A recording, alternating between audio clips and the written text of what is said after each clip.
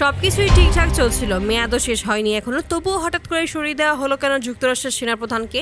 প্রশ্নটা এখন একটাই, আসলে কি ঘটেছে ওয়াশিংটনের ভিতরে? ওয়াশিংটনের ক্ষমতার কেন্দ্র পেন্টাগন, যেখানে প্রতিটি সিদ্ধান্তের পেছনে থাকে সুস্পষ্ট হিসাব, কিন্তু এবার সেই পেন্টাগনই এমন একটি সিদ্ধান্ত নিয়েছে যা নিয়ে তৈরি হয়েছে রহস্য। মার্কিন সেনাবাহিনীর প্রধান জেনারেল রান্ডি জর্জ একজন অভিজ্ঞ সামরিক কর্মকর্তা, যার ক্যারিয়ার দীর্ঘ এবং প্রতিষ্ঠিত, কিন্তু হঠাৎ করে তাকে সরিয়ে দেওয়া হলো তার পদ থেকে।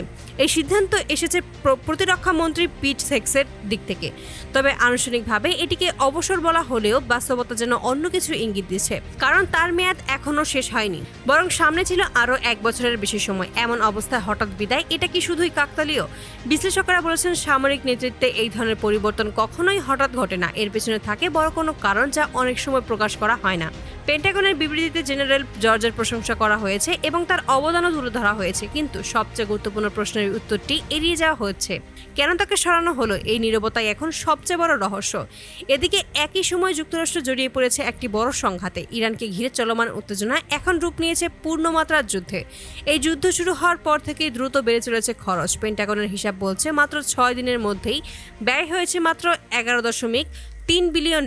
সংখ্যাটি শুনতে যতই বড়, বাস্তবে তার প্রভাব আরও গভীর, কারণ প্রতিদিন গড়ে প্রায় $38.50 কোটি খরচ হচ্ছে এই সংখ্যাতে। যদিও মার্কিন কর্মকর্তারা দাবি করেছেন ইরানের প্রতিরক্ষা দুর্বল হওয়ায় কিছু ক্ষেত্রে খরচ কমছে, তবে বিশ্লেষকরা বলেছেন যুদ্ধের প্রকৃত ব্যয় এখনও অনেক বেশি। এখন প্রশ্ন হচ্ছে, এই পরিস্থিতির সঙ্গে কি সেনাপ্রধানের বিদায়ের কোনো সম্পর্ক আছে? অনেকেই মনে করছেন এটি একটি কৌশলগত পদক্ষেপ, যেখানে যুক্তরাষ্ট্র তাদের সামরিক পরিকল্পনা নতুনভাবে সাজাতে চাইছে, কারণ যুদ্ধের সময় নেতৃত্ব পরিবর্তন মানেই নতুন কৌশল, নতুন দৃষ্টিভঙ্গি। অন্যদিকে যুক্তরাষ্ট্রের অভ্যন্তরীণ রাজনীতিতে এখন উত্তাপ। নির্বাচন সামনে থাকলে এমন সিদ্ধান্তগুলো আরও বেশি গুরুত্বপূর্ণ হয়ে ওঠে। যুদ্ধের খরচ বাড়ছে, অর্থনীতির ওপর চাপ বাড়ছে এবং এই একই সঙ্গে বাড়ছে রাজনৈতিক চাপ। এই 3টি বিষয় একসঙ্গে মিলিয়ে তৈরি করছে একটি জটিল পরিস্থিতি।